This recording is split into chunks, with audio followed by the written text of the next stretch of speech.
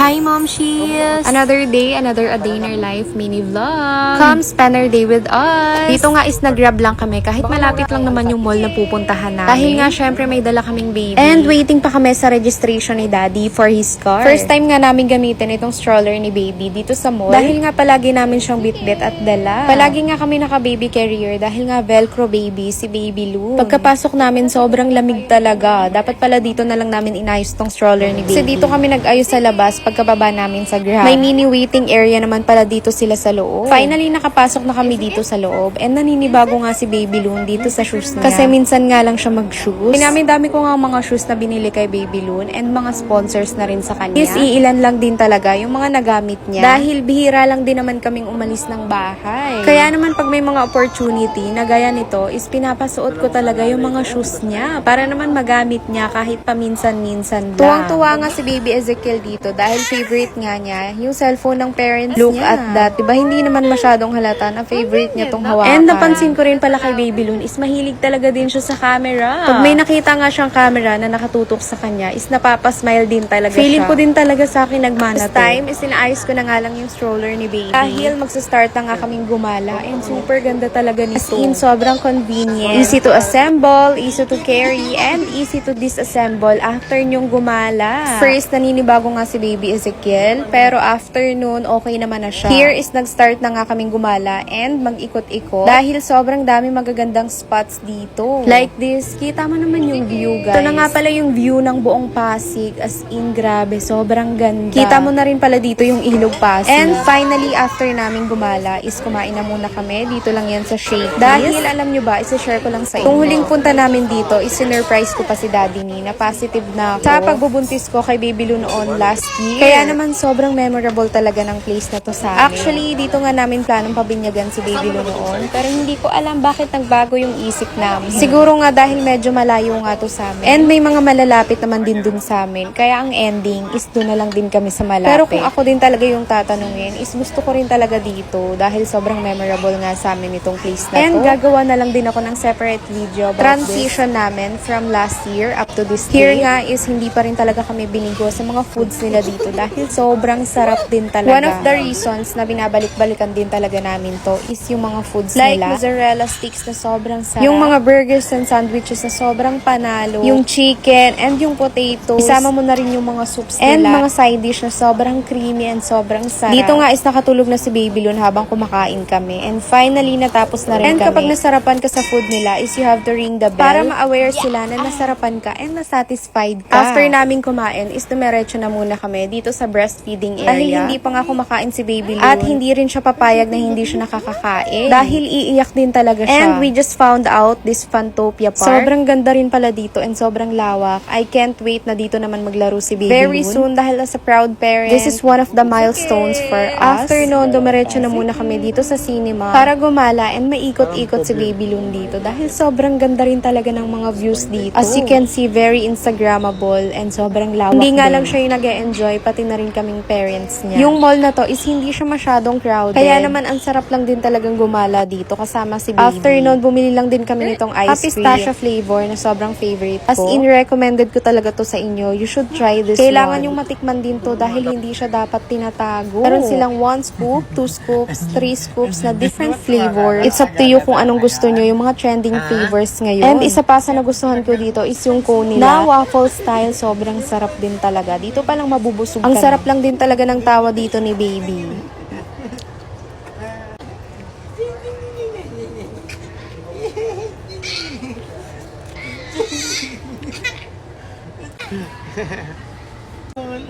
I love you.